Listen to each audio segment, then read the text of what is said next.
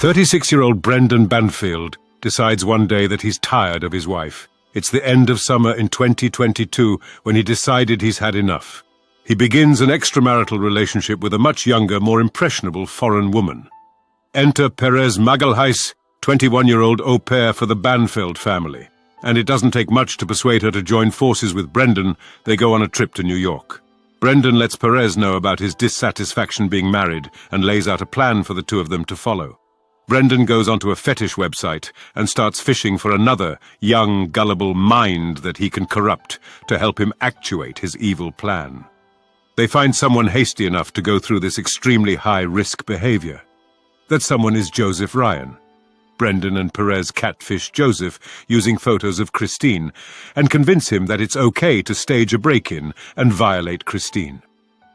After molding and grooming these two young adults into monsters, Brendan decides the perfect day for the plan to commence. Can you see on your screen Commonwealth 68? Yes. Okay. And you see again in the menu, in the title bar there, you see ID, conversation ID, user ID, body. So the conversation ID that we're looking at, I just want to check and make sure we're both looking at the same thing. 446774523. Yes. Okay. So we see these messages between this user ID and then the Anastasia profile. This user ID says, wish I could get you to come meet me at my hotel in Richmond next Wednesday night. And then the Anastasia profile says, thank you, Richmond is too far for me. I'm looking to chat a bit before meeting someone. So why would it be that you guys wouldn't have pursued this user? Because all along, his plan was for the person to come in the house. Yeah. And when we're looking again at the Anastasia profile, is it you and or Brendan who is operating the Anastasia profile? Yes. Okay. Then if we could move on to Commonwealth 69.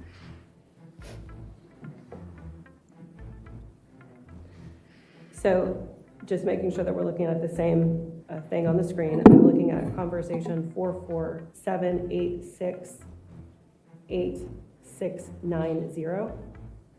Yes. All right, okay. So this person is looking for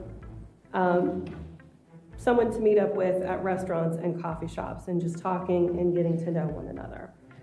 They'd like to go to an event eventually, and they say they're pretty new to Fat World, but willing to learn. And then the Anastasia profile says, I'm not looking to go out on dates, sorry. Let's look at the exhibit Commonwealth 70. So this user ID messages the Anastasia profile and says, saw your ad, I'm interested, a little bit about what I like and have done in the past. First off, restraints, and I've used rope and some leather cuffs and some vinyl tape. The profile goes on to describe pretty specifically what experience and what equipment that this person has and can bring to this relationship. Is this someone that is this someone that the two of you might have been interested in?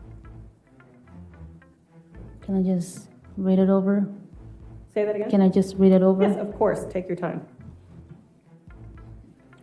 Yes. And if you could scroll down a little bit. So this conversation looks like it went on for a little bit longer than the past two conversations. Is that fair? Yes. Okay. And then if you look at cell number 931,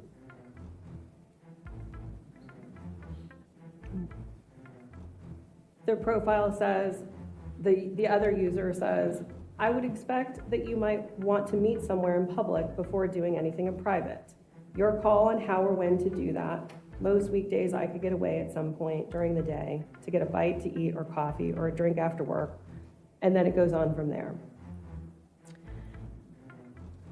Did you guys answer that? You take a look at the spreadsheet and let me know if you see an answer to this request to get together. No. And then if we could go on to Commonwealth 72. Okay, so in this conversation, and let's make sure we're looking at the same conversation again. I'm looking at conversation 448599624. Yes. Yes, okay. So in this conversation, there's some initial talk, and then in cell number 571, the Anastasia profile says, I don't have restraints. It's something you would need to bring and be comfortable doing. Sounds really intense. And then there's more, but I'm not going to read that aloud. Why did the other user need to bring restraints? Well, because we didn't have it, and whoever the person was going to be was supposed to bring all the stuff, like the restraints and or cuffs, whatever the person's supposed to have to bring. And whose idea was that? Brendan's. And what else was the person eventually supposed to bring? Eventually, you want the person to bring a knife. Okay. And when we look at cell number 572, this user responds to the Anastasia profile, and this user says, so I'm a vet. We'd need to work up to restraints. I don't recommend them until the second or third time, once trust is there. And then in 573, this user says, if you're for real, let's grab a drink or coffee in public to see if there's attraction, no expectations. I work out in Fairfax County on Tuesdays if you're around. And then Anastasia responds in 574. And is it you and Brendan still operating the Anastasia profile at this point in time? Yes. So you tell her, I'm not interested in going on a regular date. That takes away from the excitement and the thrill of the first meeting. 71, correct? Yes. Okay. Okay. And then just again, make sure we're looking at the same conversation. I'm looking at conversation ID 446943660. Yes. This conversation, and I'm going to ask if we could just scroll through the conversation so we can see kind of the length of it. So it looks like this conversation is longer to me. Does it look longer to you? Yes. And if we could look at cell 145.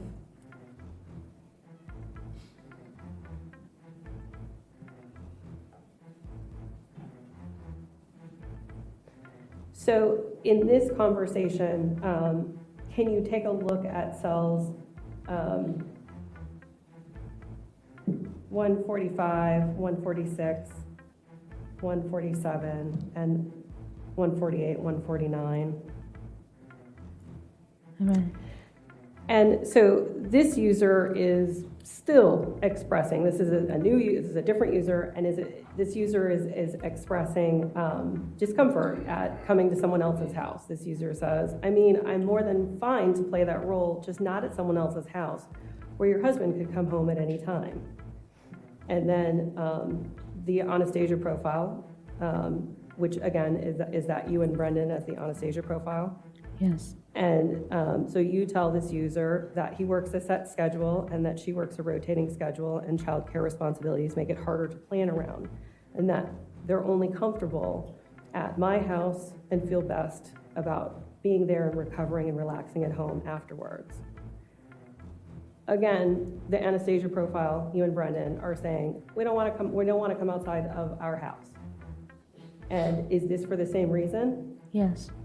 And then this user in cell number 143,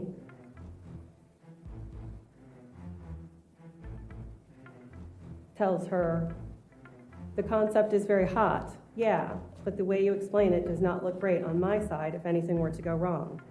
Basically, going into your home uninvited, tying you up, and taking advantage of you. Is that what the intent was? To have someone come in Yes.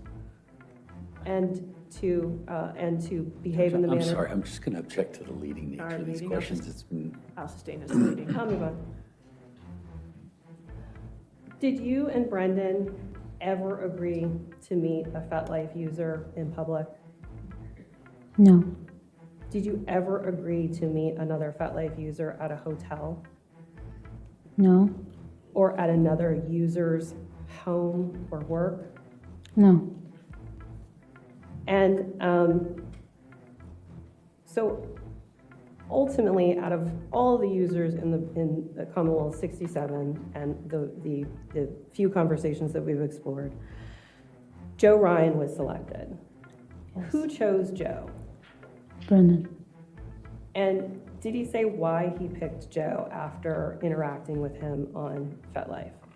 It was mostly because he made Brendan feel confident enough that he would be the person to play the role they needed the person to play, which means being aggressive and hold her down and come over to the house and bring stuff and all that, yeah. And did you and the defendant ever use any other form of communication with Joe Ryan? Yes. And what form of communication was that? It was a telegram. And were you present when the Telegram account was created? Yes. Who created the Telegram account? Brendan. And how did he do that? He used her laptop on its anonymous page, and he had her cell phone with him at the time because he needed to receive a code on her cell phone so she could create the account on Telegram.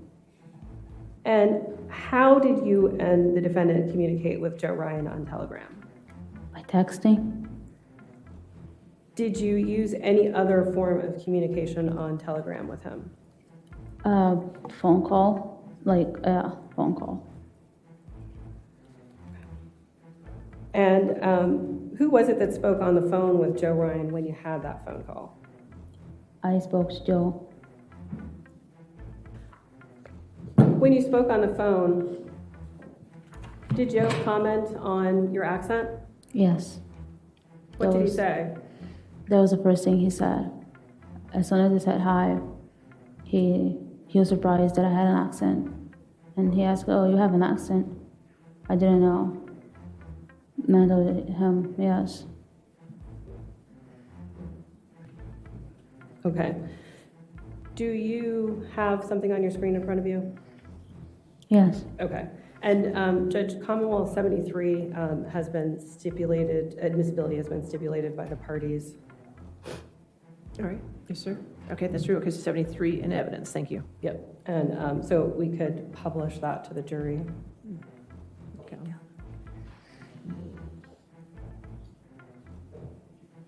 I'm going to scroll, this is a lengthy exhibit, so I'm not going to scroll through all of the bubbles, but I'm just going to scroll through a few pages so that you can get a sense of the two parties communicating.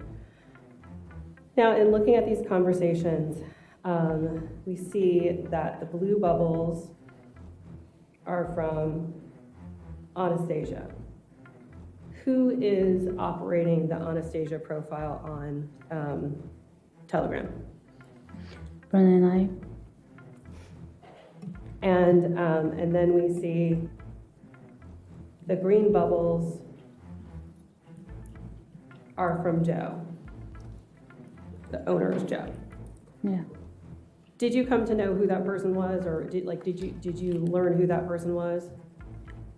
Joe? Mm-hmm. I mean, just when he came to the house that day, the 24th. I'm looking at page 2. Joe sends a message on February 20th that says, "I'm looking forward to Friday." The green bubbles are from Joe. The owner is Joe. Yeah. Did you come to know who that person was, or did you learn who that person was? Joe? Mm-hmm. I mean, just when he came to the house that day, the 24th. I'm looking at page 2. Joe sends a message on February 20th that says, "I'm looking forward to Friday." Who chose February 24th, 2023 as the date? Brendan. And did he say why he chose that date? He did say why, but right now I can't recall.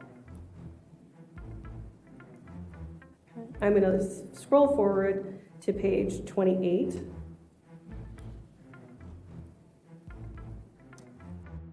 Which I apologize for the scrolling, but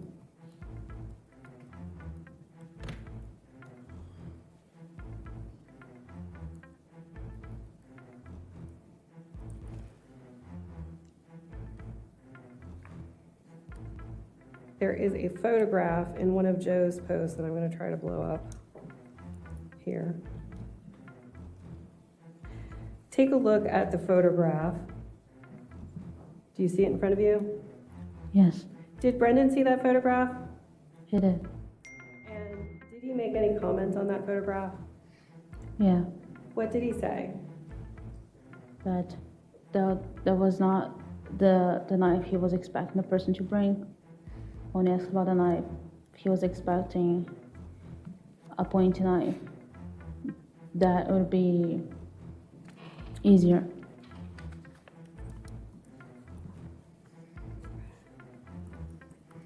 All right.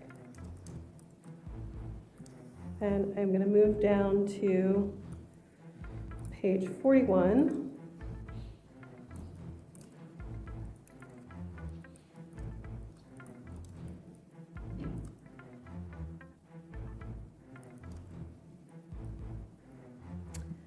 On page 41, we see the Anastasia profile. Again, is that still you and Brendan? Yes, Okay. And the Anastasia profile says, "Oh, I forgot to tell you, I do have a dog. She's very nice, but she will be in the basement." Who sent that message? Brendan. February 24th, 2023. Perez, the au pair, was supposed to take the Banfield's daughter to the zoo. After Brendan leaves for work, the owns into an absolute horror movie. After a short time, Joseph arrives, and Perez makes a phone call to Christine, then another to Brendan. And finally, she makes the call to 911.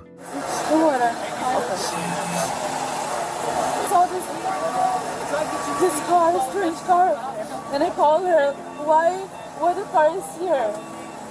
I don't know who it is, but it was a straight to voicemail, so I couldn't talk to her. And then I called Brendan, it's her husband. Okay. And then he said, wait for me, I'll go there, and don't go inside. And then he came back here, and we went inside. And then we went upstairs first, and then I went to see what's going on. And I heard the guy was, I don't know who.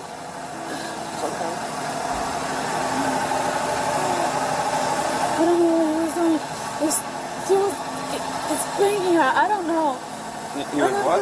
It's spanking her. I heard, I don't know, what was that? Okay. You want me to see if I can try to get you some water? Yeah? Yeah. Okay. Let me see if there's anyone. Hey, can you check him out? Yeah, I got more units here. We'll check him out. He's starting to break out. Yeah. Can you give him a second? Don't touch anything else. I'm not. Let me change my gloves out. You can get him out of here.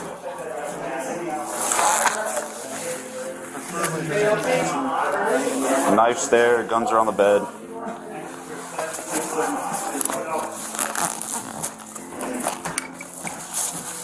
I got you.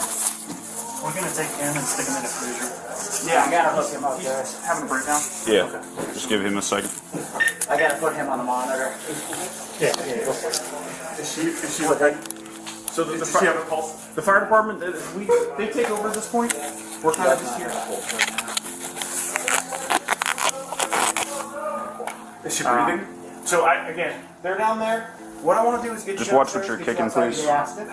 Alright. Does that work? I know what you got to do. I'm just. If you can't walk, we can wait a minute.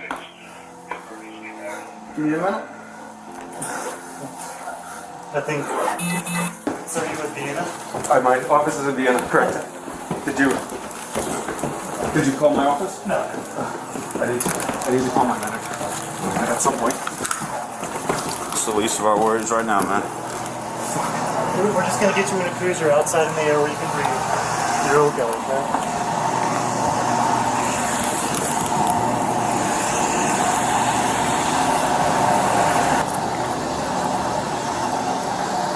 They don't have any water. If you give me a couple minutes, I'm sure I can find someone that has some, okay? I don't want to grow up. I'm anxious.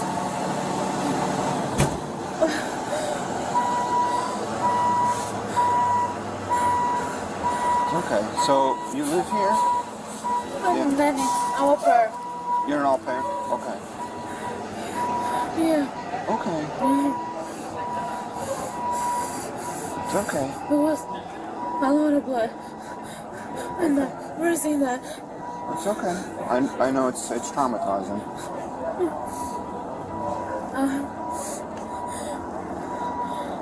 You're okay. Take a minute.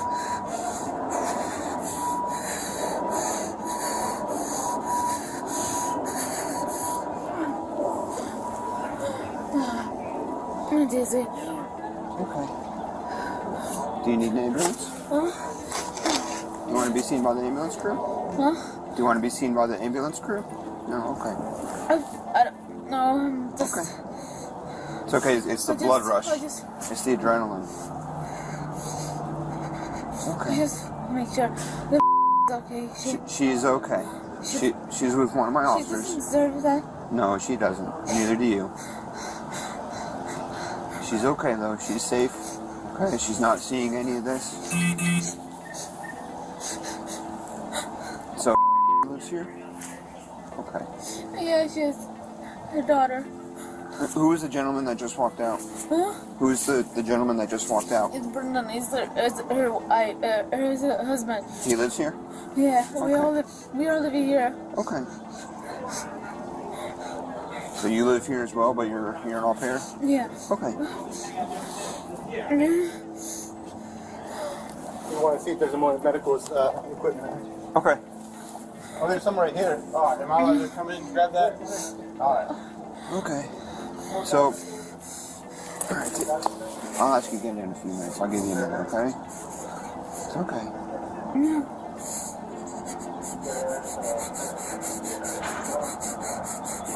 It's okay. Let's take a nice deep breath, okay? Go. Go, sir.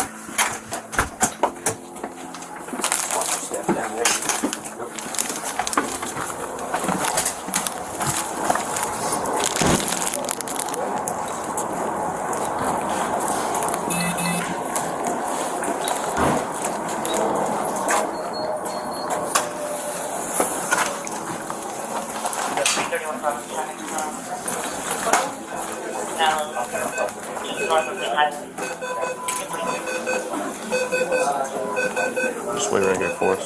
We're trying to find out what room to put you in. Can I see her? No, not yet.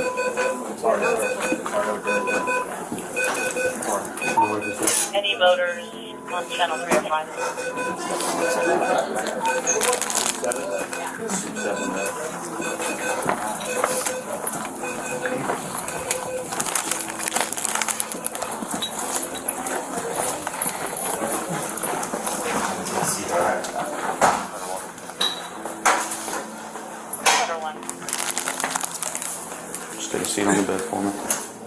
Okay.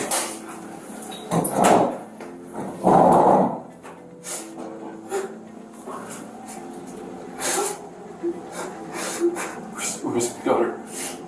Where's that? She's still at the scene, sir. She's with the other officers.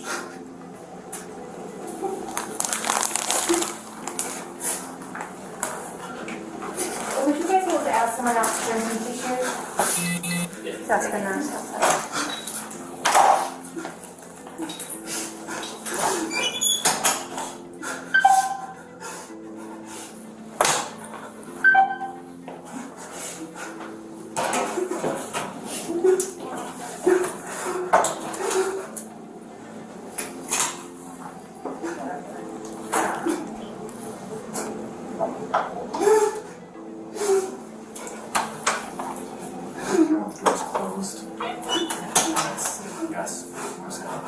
Okay. We're still burning. Just a heads up. Body cams are still on. Okay. That's okay. Just yell at me. I'll get out of your way.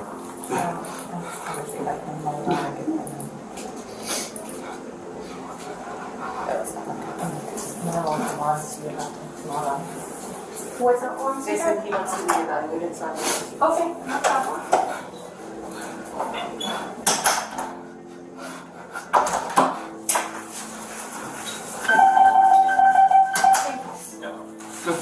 You want just a napkin? Sorry.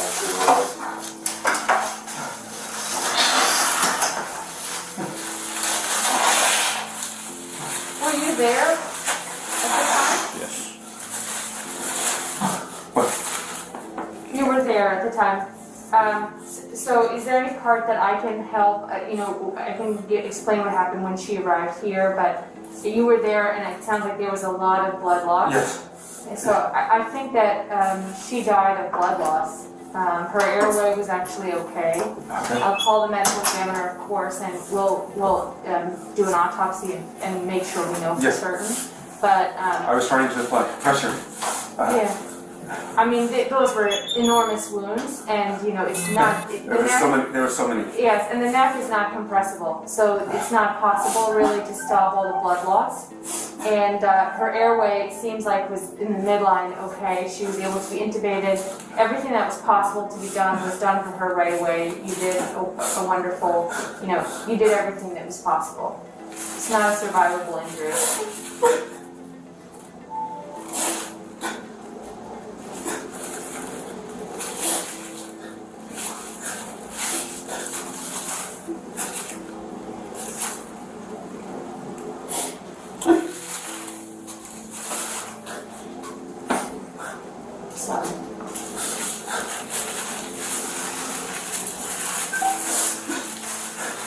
Is someone with her daughter? Is her daughter? Yeah. We still have officers at the scene with her. Okay. Just want to make sure that she's safe. Yeah, she's safe. Yes, ma'am. She's only 4. Yes, sir.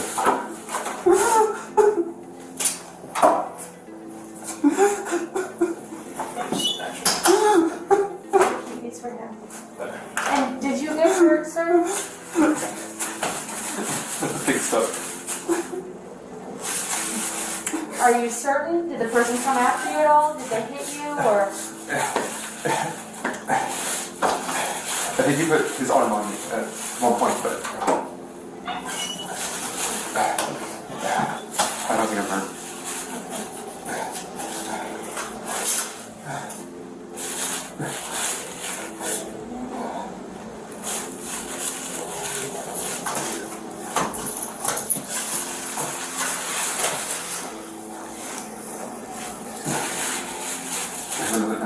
Yeah, sure. You have tissues here. Do you want to wash your hands? Probably feel better after that. Soap right here.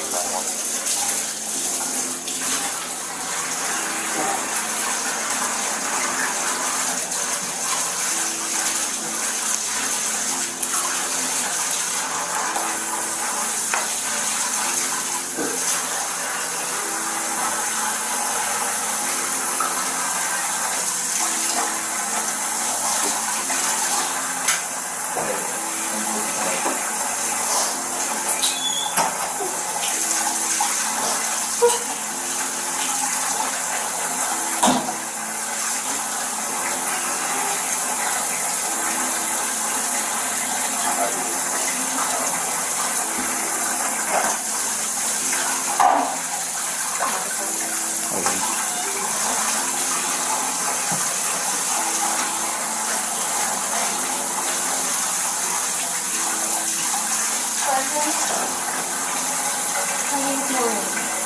the first person to be here today. I'm so sorry for your loss. My wife is a nurse.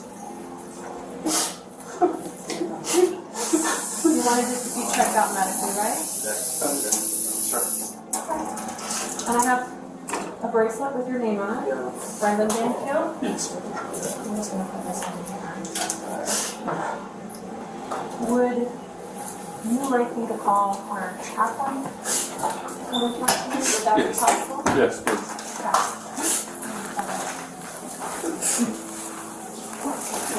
It doesn't sound like you guys any, the person struck him once, but no injuries that we need to do imaging or anything like that for.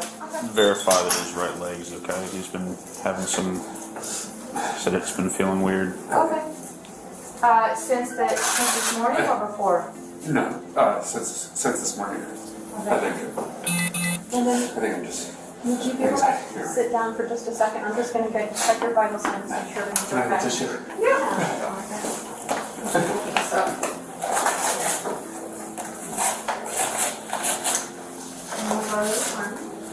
Would you like me to get scrubs to change into? Yes. Hey there. You got it. Okay.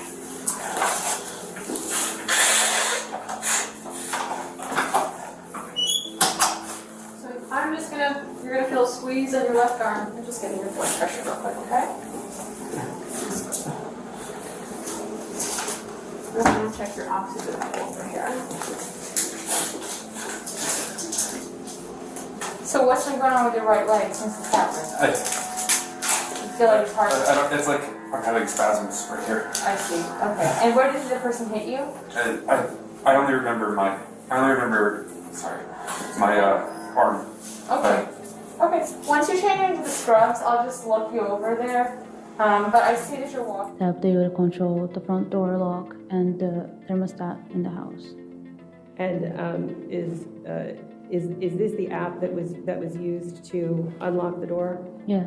How is the door going to stay unlocked? It has to be changed. It has to be deactivated through the app on the cell phone. The person can choose how many minutes the door is gonna lock. And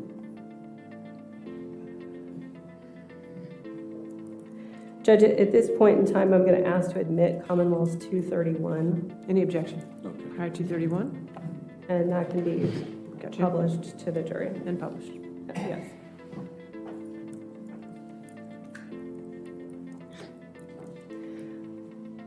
What did Brendan do with the phone, if anything, after he made sure that the door would stay unlocked? He deactivated the door lock on her phone, and he turned it off and hid the phone in the drawer in the bar area we have, like in the kitchen. And at this point, we can terminate the view.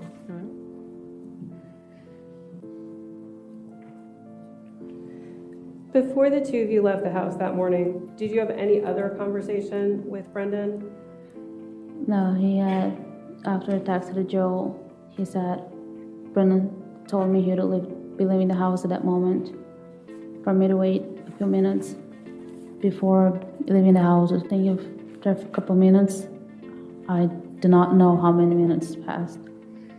That's when I saw Joe pulling in the driveway, and I was still parked in the cul-de-sac, and I called Christine's phone and went to voicemail, and I called Brendan right after, as he had instructed me to do. And did Brendan say why he wanted you to call Christine's phone and then call his phone? Yeah, so then you'd have the phone call history on her phone that I had tried to call her. Yeah. And then What happened next? You said you saw Joe arrive. What, if anything, did you see him do? He just went straight to the driveway, parked next to Christine's car, and I called. After I called Christine, I called Brendan, and then he picked up the phone, and I was telling him just the way he had said, and like there's somebody strange. I never come to the house. I'm scared, and he told me for me to stay there. He would be coming home, and that he would try to also call Christine. At this point, you've seen Joe Ryan go into the house. You've made your phone calls. What, if anything, happened at this point? After I call Brendan, he says he's coming, and then a few minutes pass. Again, I don't know how many minutes, but it felt like forever. And he arrived. He parked his car next to the mailbox, and he got out the car. He was crossing the street, and I got out the car. I got Valerie out of the car too. Then we went following him to the back of the house, to the door that leads us into the basement. Okay. And when the three of you went into the basement, did anyone lock the door to the outside that you had just come in after you went inside? No. After when I inside, I did not recall locking the door or doing anything to the door. Do you recall if their dog was in the basement when you went inside? I saw her in a flash. And also because I knew she was going to be there in the basement. But what happened with her after that, I don't know. Okay. Did she go upstairs with you? What is it? I'll move on.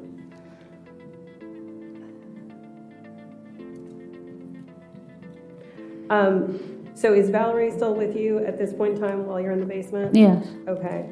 And so what did you do with Valerie? Brendan had told us to stay there in the basement. And again, I knew we were supposed to stay there, she and I.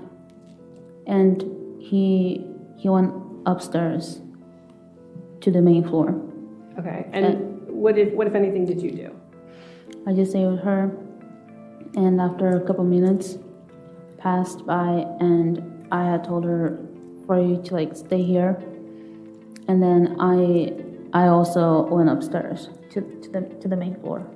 Was that something that you decided to do, or was that a part of, was that something that you were told to do? It was something I was told to do. It was part of his plan. Say that again? It was part of his plan. Okay. And when you say it was a part of his plan, whose plan? Brendan's. Okay. So you left Valerie in the basement, and you said you went upstairs? Mm-hmm.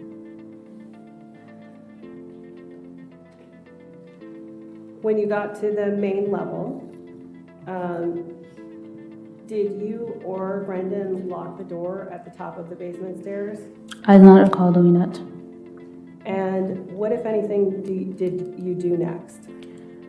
When I got to the main floor, Brendan was standing at the bottom of the stairs that lead us upstairs. And he was just listening. Then he gestured to me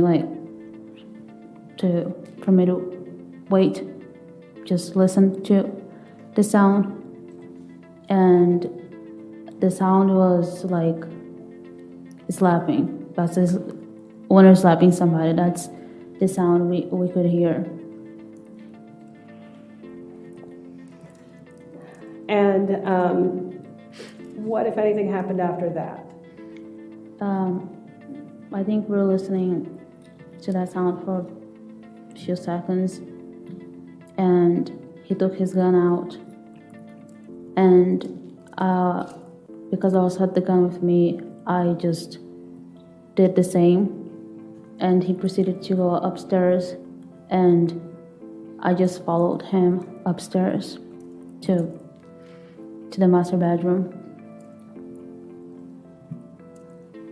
Who opened the bedroom door? Brendan? Did you go inside the bedroom? Yes. And what did you see when you went inside the bedroom? When we first get into the bedroom, I could see that the bed we have in the master bedroom was kind of tall. And so from my point of view, all I could see was like Joe.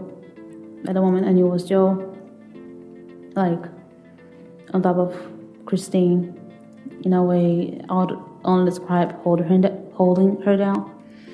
And that was my first view as soon as I get into the bedroom. Were you able to see Christine at all at that point? At that point, no. Did anyone say anything when the two of you went into the bedroom? Yeah, when I got to the bedroom, Brendan said, he yelled, "Police officer." And Christine's first reaction, that was the first time I heard she say anything at that point. And she yelled back at Brendan, saying, "Brendan, he has a knife." And yeah, that's when Brendan first shot Joe.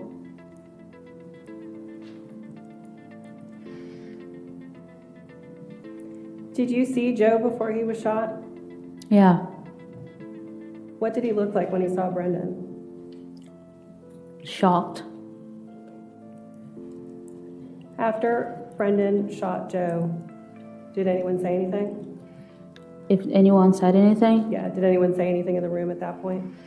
Yeah, because Brendan ran to Christine. She was still on the floor, and I think that point she had seen me, and she said she had asked her what to do to Brendan. I think regarding to that he shot Joe, and she said my name. She told me, "Juliana, call 911." And what did you do? I called 911. And what happened after you called 911? At that point, Joe was already shot, so that's the sound in the background. And Brendan looks at me and just, in a way, for me, like to hang up the call.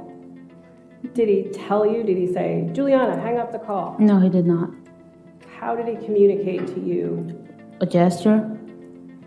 And what gesture did he make? This. And so what did you do after he made that gesture? I hung up the phone, the phone call.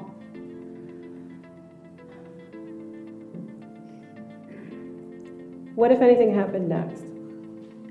Next, he was on top of Christine. Joe was laying there, and they had for me to grab a towel from the master bathroom. We have the closet, and I just ran to the master bathroom and grabbed him a towel and to bring it to him.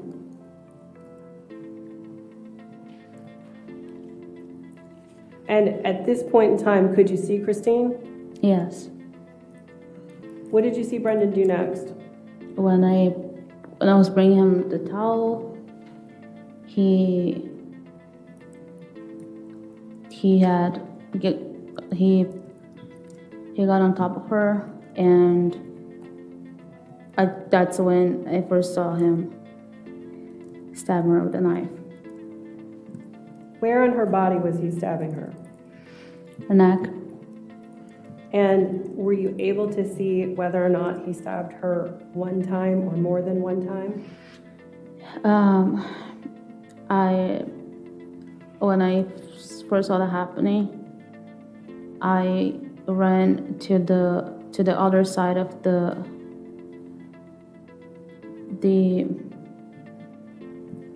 bed, and I was just crouching down on myself and covering my ears and covering my eyes, and a few times I looked and I was able to see him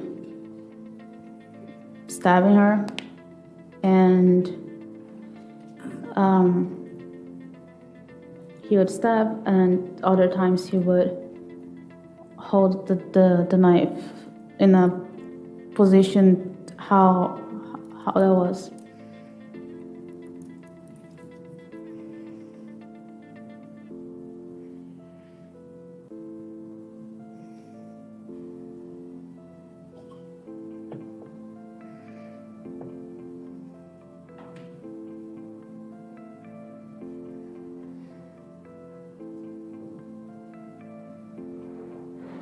You said he was holding the knife in a position. Yeah. How was he holding it? This position, I think when the way he stabbed, he was just kind of like holding it, putting pressure on it. And was he just holding on to the knife at that point, or was he still stabbing her? He was holding on to the knife. Did you stab Christine at all? I did not. Did you touch Christine at all at this point? No. Did you get any blood on you? I did. And how did you get blood on you? The blood on my hands, I remember, because at some point when he was stabbing her, I was kneeling, like, she was here, and Brendan was like stabbing her, and I came closer, and it was right here, and I knelt on the carpet, and I had put my hands on the carpet, and as soon as I felt blood, I just removed my hands from the carpet. Why? What did the blood feel like? It was warm.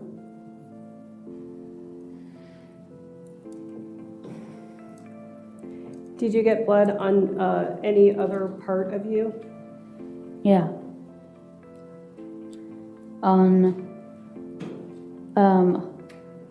It was on my shoes, but also on my socks.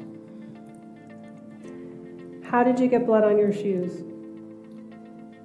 I was walking around, I would say, freaking out, and I was pacing back and forth, and it was pacing and staying in place, covering my eyes and ears, and I didn't want to hear their conversation, and so I don't truly know like how I got blood on my socks. When did you take off your shoes? When Brendan had told me 21, 28, he was telling me basically to go to the master, to the closet, to the safe, and he was telling me 21, 28, and it took me a while to know what he was talking about, and I was like, 21, 28, what? And we said safe, and before I started going to the to the closet. He told me take off your shoes, and I took off my shoes, and I proceeded going to the safe. I got my tiptoes, like with my socks on. Why was it that you went to the safe? Perez, originally charged with second-degree murder, ultimately pleads guilty to manslaughter in exchange for her testimony against Brendan. She's credited with time served towards her sentence and faces a maximum of 10 years for her involvement. On the other hand, Brendan still thinks he can avoid justice by continuing to feign ignorance. You'll hear him use phrases like the person in reference to Joseph. He'll act like he had no idea why things happened the way they did on February 24th. On the discussion we had about a plan, was there ever any time, and I think you indicated that you never went and grabbed her laptop or whatever, was there ever any time you observed Juliana going to grab her laptop or her phone? I never observed Juliana grab her laptop or her phone. Juliana also has her own laptop and phone.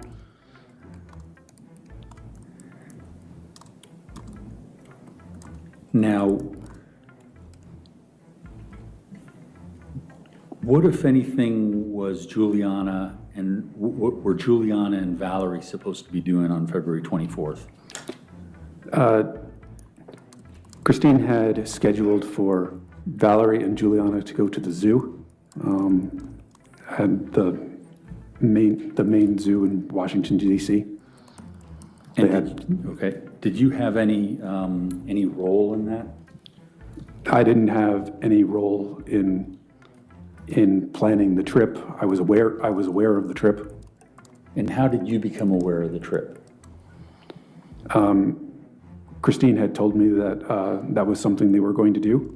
Okay, so you never kind of forced that on her for the 24th? No, it was also written on our calendar that was shown earlier. Christine had written it on the calendar. She had also written it on Juliana's work schedule in her au pair book. Now, what, if anything, did you know about the plan for that day for them? I knew that they were planning to go in the morning. I don't recall if I knew what time they were supposed to go, but I knew they were going in the morning, and I knew that when I saw Juliana in the morning, that's what she was working on doing, was getting Valerie ready. But Juliana had actually asked me to go get Valerie from upstairs. At some point in the morning, I heard Valerie's feet, meaning that she got out of her bed and pounded down the hallway and ran into my room. Okay.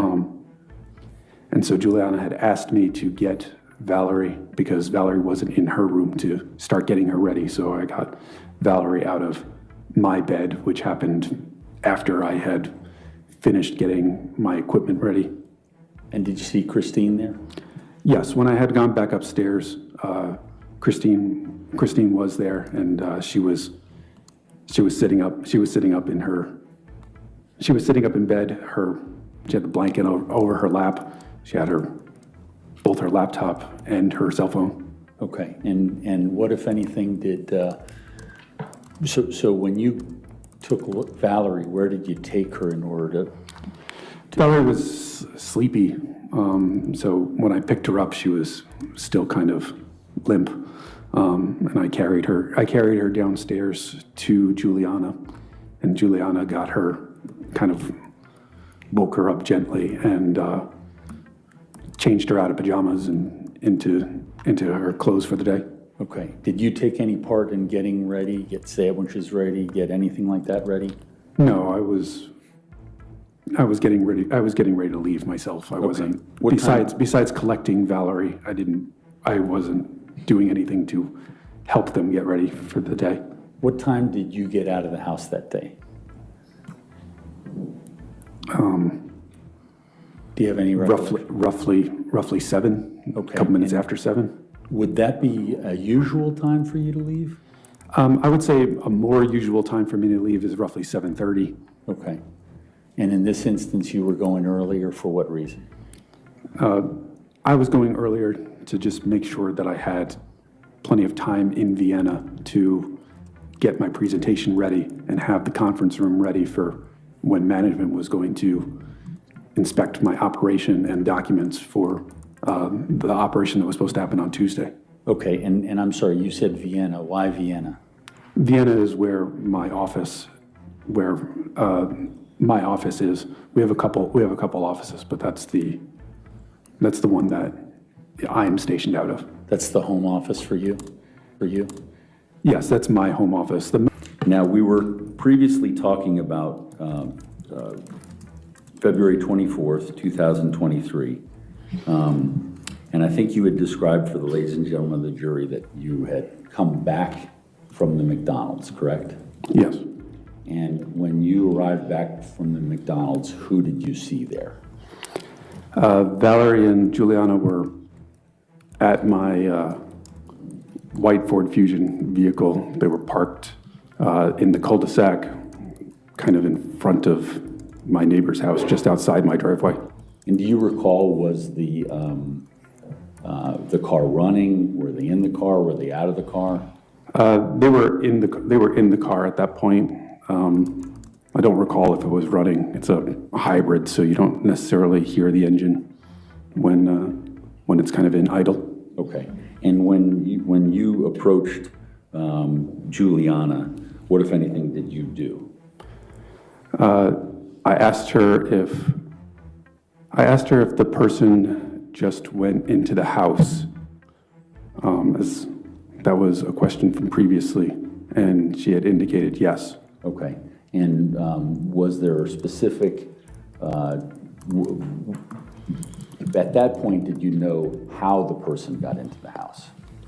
I knew that they got into the house through the front door, but I didn't know more than that. It sounded to me at that point that they just went into the house without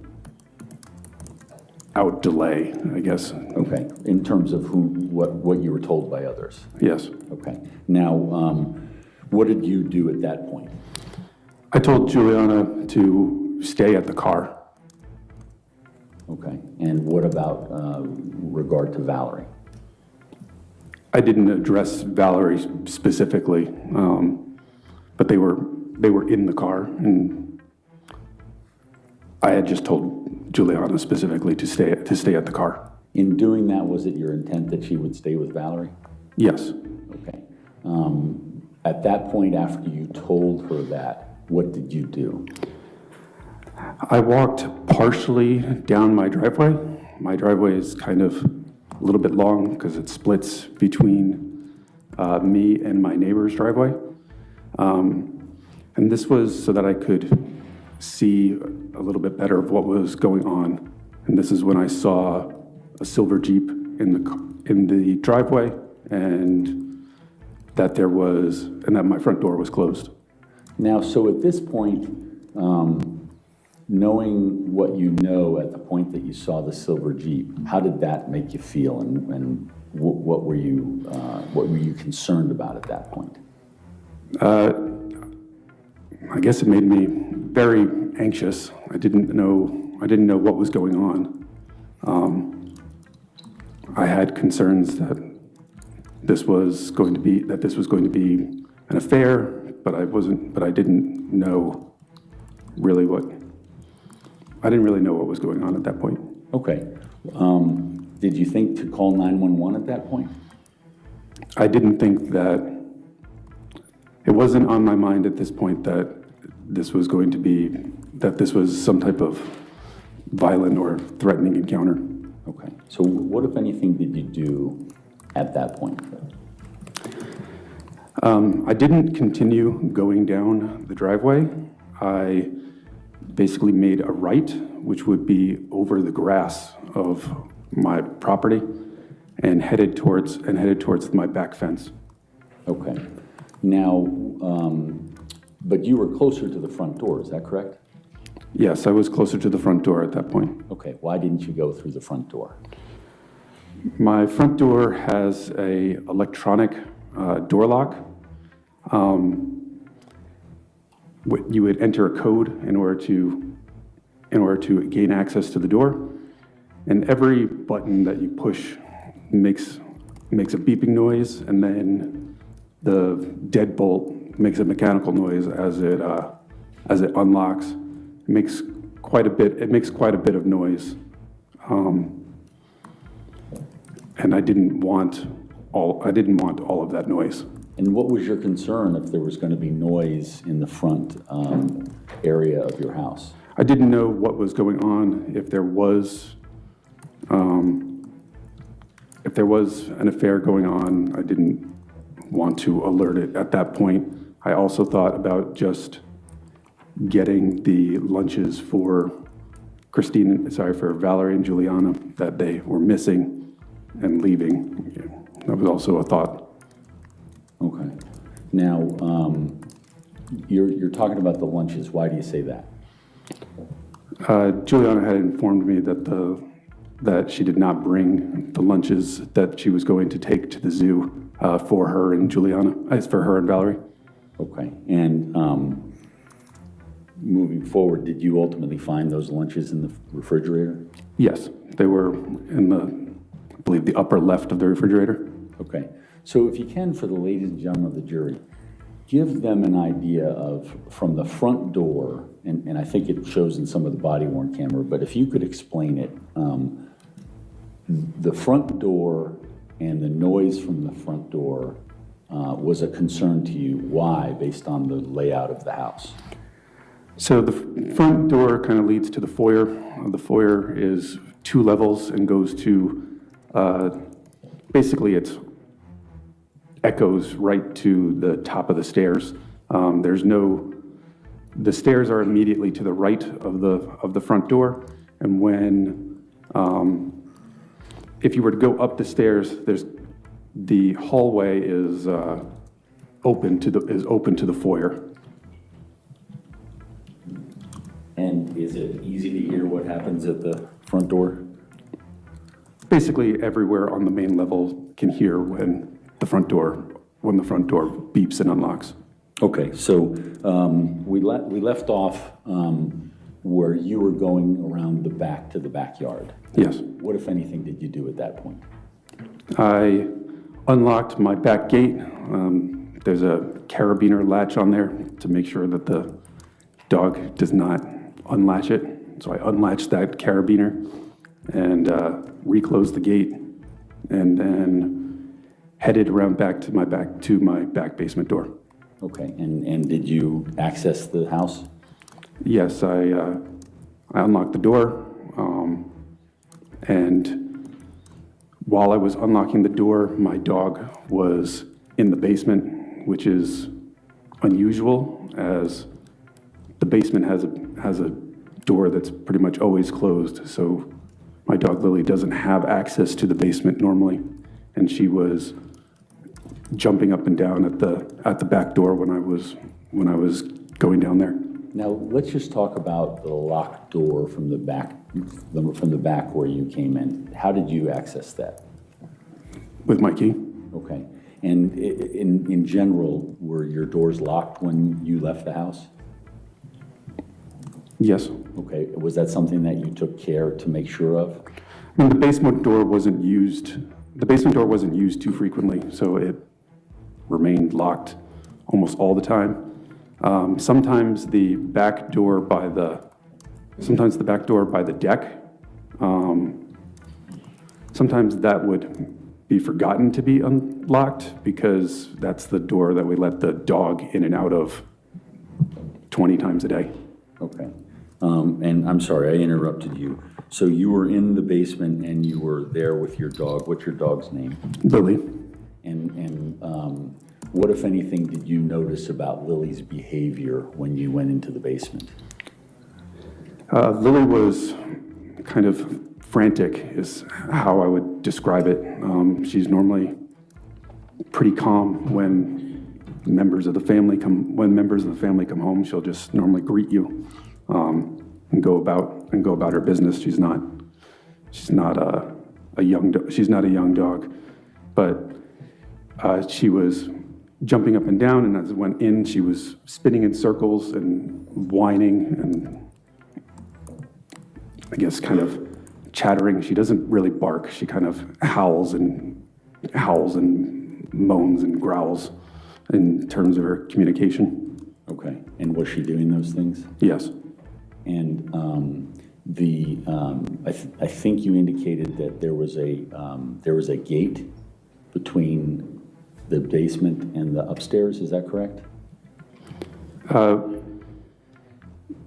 Well, when I had mentioned the gate, that meant the gate to the backyard. Oh, I'm sorry. But when I entered the basement, there was also I guess a baby gate, but we used the gate for the dog, but not really all the time.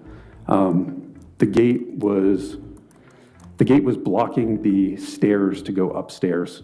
The gate is, sometimes we would use it outside at the back deck to prevent the dog from going downstairs if it was particularly muddy out, or sometimes when some of the older members of our family were at the house, we would block the stairs going upstairs so that Lily would not bump into some of the older members of our family that aren't as stable.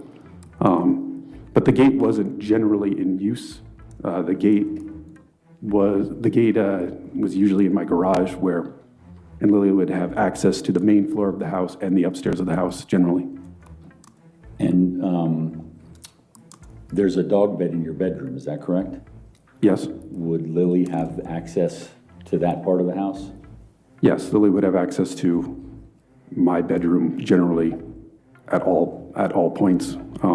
She would generally sleep in my room. Okay. Now, and likewise, would she have access to what was Juliana's? Master bathroom. Okay, thank you. And so you indicated you saw Joseph Ryan and Christine. Yes. Had you ever seen Joseph Ryan before? I had never seen Joseph Ryan before. Had you ever had any communications with him before? On February 24th is the only time I had communications with him in that room. Okay, so when you observed this, and please tell the ladies and gentlemen of the jury exactly what you observed with regard to his contact with Christine. Christine was, I would describe as nude and on all fours, on her hands and knees. And Joe Ryan was behind her, like angled slightly behind her, and from my position at the door, slightly to the left of her. He was clothed, and he was looking directly at me as I opened the door. And when you first caught eye contact with him, where exactly were you in relation to the bed, and where were they? No, I was maybe one step into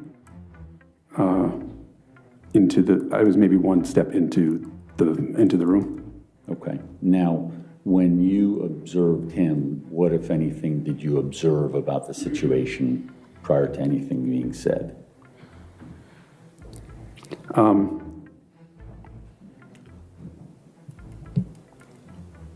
I observed, basically, as soon as I went in the room, it appeared that Christine tried to get up, but I guess I'm unsure if it's that Christine tried to get up or if Joe Ryan pulled her up. It's hard. I can't really tell, but Christine went from being on all fours, hands and knees, to more like being on her knees. Now, had you said anything to them or to him specifically? Almost immediately, I said police. Okay, and what was your intention in doing that? Alerting the room that I was there. Okay, and at the time that you said police, was your gun in plain sight? Yes, I was holding my gun forward. And your badge, was that in plain sight? My badge is on my belt, so that could, I don't know if he could see it, but it is. Okay. It is a gold badge that is attached to my belt. And so, if you think of it as a clock around you, where would, at what point can you describe for the ladies and gentlemen of the jury where your badge would be? Like 11 o'clock. Okay. So just to kind of in front of my left pants pocket. Okay. And were you wearing a jacket over that area? I was wearing a jacket that day. Do you know if it was covering it or not? No, I don't know if it was covering it at that moment. I don't remember if my jacket was zipped or not. And it's February, so okay. I'm not sure if my jacket is zipped or not. In terms of seeing the badge, you didn't pull it out and show it or anything? I did not. Okay. You just said police? Yes. And what happened from there? Christine responded first. Christine said, Brendan, he has a knife. Now, before she said that, did you see any weapons at that point? I didn't see a weapon. I didn't see a weapon at my initial viewing of the scene in that first couple seconds. And after Christine said that to you, were you able to identify it? I observed that there was something silver in Joe Ryan's right hand, but it was still difficult to see, as part of it would be in his grip and part of it seemed to be inside of Christine's hair. Okay, and I think you'd said previously, did Christine have long hair? Christine had pretty long hair that goes down past the middle of her back. It's curly, thick, brown. She had a lot of hair. Okay. Now, just so we're clear, when at the time that you said police, what was the position of Joe Ryan and what was the position of Christine? Joe Ryan was also on the floor. I would say that he was in a kneeling position. On the floor, partially behind Christine, partially behind the bed. Okay, and the bed high? The bed is, I would say the bed is very high for a lot of people. It has storage dressers underneath the bed, and there was a foundation under it, and then the mattress itself is a thick mattress too. Okay, so from your vantage, have you changed your vantage point? I think you'd said one step into the room. Yeah, I had only basically gone one, maybe two steps into the room, and I didn't go further at that point. Now, when you said police, what, if anything, did Joe Ryan say to you? Joe Ryan didn't say something until after I told him to drop the knife. Okay. And what was his response? He told me to drop my gun. And at that point, was there, well, let me ask you this. You saw a knife there. What were you thinking in terms of Joe Ryan with a knife to Christine's neck? I was extremely terrified. I don't know that I've ever been more panicked in my life. And so what were you thinking that you needed to do? I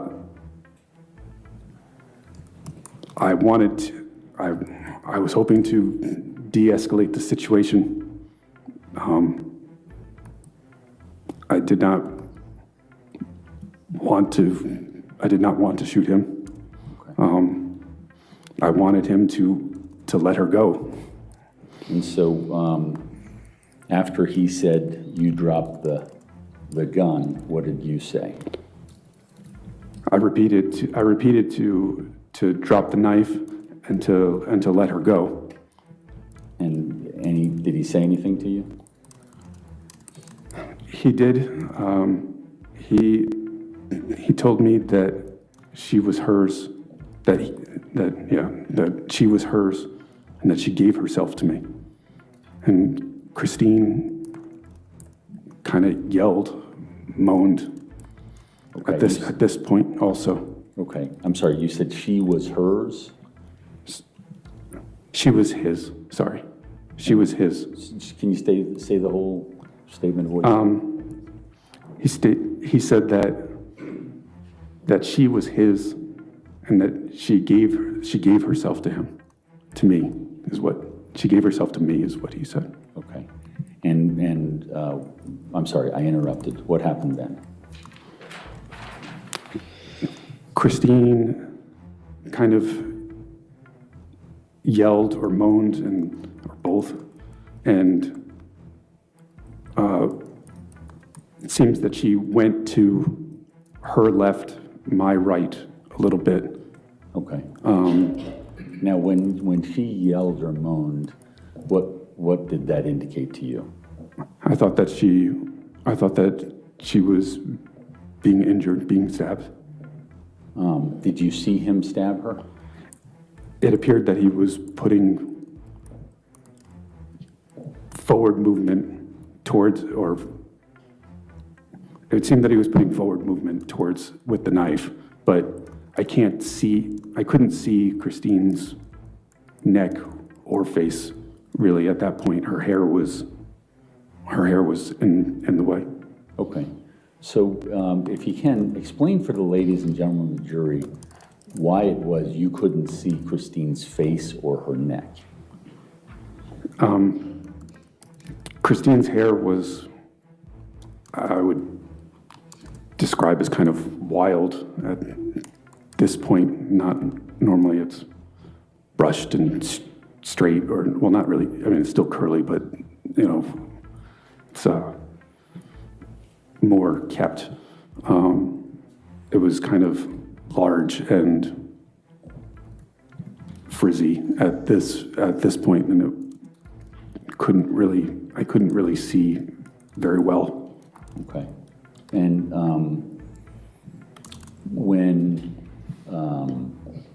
so I interrupted you.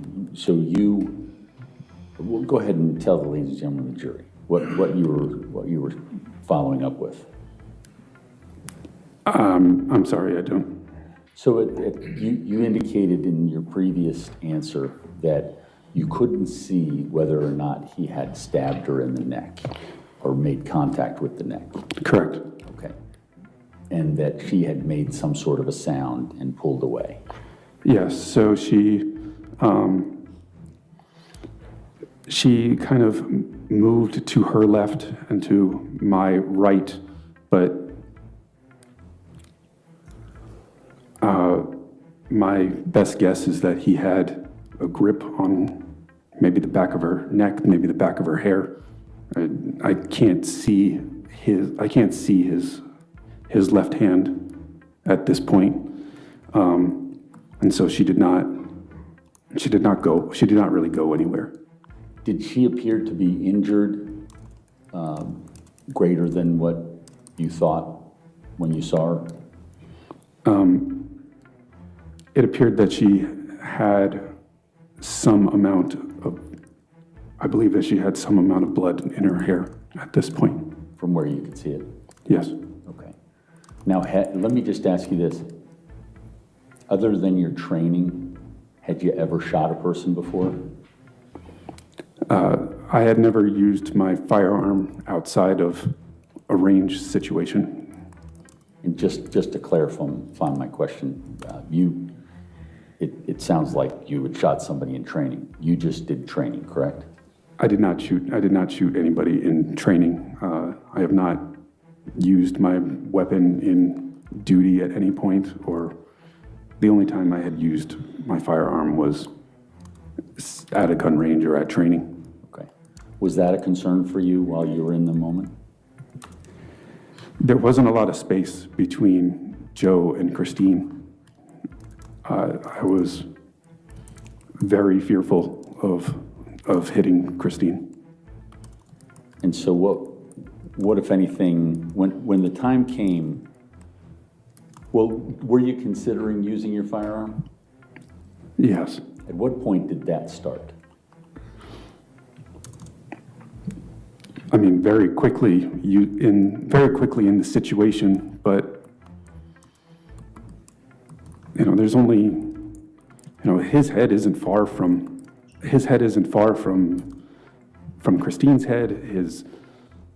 I guess his part of his body is partially behind Christine's body. Part of his body is behind the bed.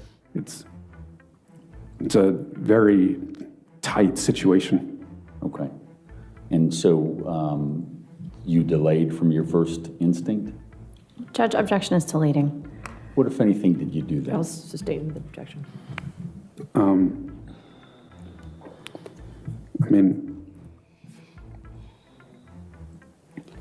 I know that I told him to let her go at least one more time, and then I know that I told him that he was going to be under arrest. Okay. I missed that. At some point, he asked for me to leave, and at a different point, he asked for himself to leave. And what did you say to those requests? At that point, that was when I told him that he was under arrest. Okay. Can you explain to the ladies and gentlemen of the jury what, if anything, took place that caused you to discharge your firearm? It appeared that he did a very forceful stab towards Christine, and Christine kind of spun away from him. So she was facing towards me, and I guess she rotated as she spun away from him and landed on her stomach on the ground. This kind of had Joe now on his knees, kind of facing Christine, of which I saw him do a downward stabbing stroke, and that's when I fired at him. And when you fired, were you able to determine whether or not you made contact? I didn't know where I made contact, but I believed that I made contact as he moved. Okay. He moved backwards, He moved backwards a little bit away from Christine. At that point. And what did you do? I immediately hurried towards Christine, and I actually stepped over her, and I told her to stay down as I stepped over her. I did this so that I could look at Joe Ryan and see if he was still a threat. And what, if anything, did you see when you went over there? I saw the knife on the floor. Okay, was that the first time you saw the knife in its full? That was the first time I could fully see the knife. The other times, it was in his grip and obscured by Christine's hair. And the knife that you saw is the same knife that you've seen in the Commonwealth's photos? Yes. Okay. Before, at some point... With a mandatory life sentence in his future after this guilty verdict, sentencing for Brendan is a mere formality, but he's due to be sentenced May 8th of 2026.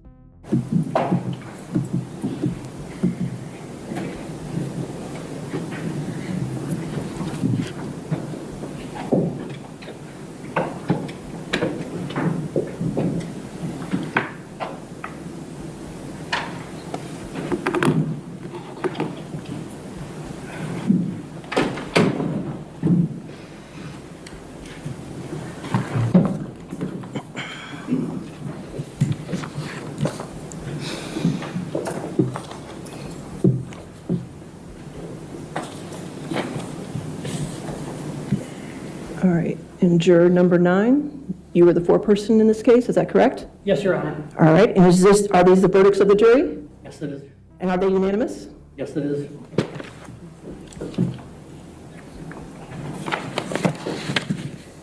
In criminal case number FE 2024-666, count 1, we, the jury on the issue, join in the case of the Commonwealth of Virginia versus Brendan Robert Banfield, defendant, find the defendant guilty of aggravated murder of Joseph Ryan and Christine Banfield as part of the same act or transaction. Case number FE 2024-666, count 4. We, the jury on the issue, joined in the case of the Commonwealth of Virginia versus Brendan Robert Banfield, defendant, find the defendant guilty of aggravated murder of Joseph Ryan within the same 3-year period during which he did also kill and murder Christine Banfield. In case number FE 2024-666, count 5, we, the jury on the issue, joined in the case of the Commonwealth of Virginia versus Brendan Robert Banfield, defendant, find the defendant guilty of using a firearm in the commission of a felony. In case number FE 2024-873, count 1, we, the jury on the issue, joined in the case of the Commonwealth of Virginia versus Brendan Robert Banfield, defendant, find the defendant guilty of child endangerment. All right, would either side like the jury polled? Yes, Your Honor. All right. Members of the jury, if this is your verdict, please answer yes. If this is not your verdict, please answer no. Juror number 2? Juror number 5? Yes. Juror number 9? Yes. Juror number 10? Yes. Juror number 12? Yes. Juror number 19? This has been a presentation by Criminal Aperture. If you enjoyed the video, consider subscribing, and remember, stay safe, stay aware. See you in the next video.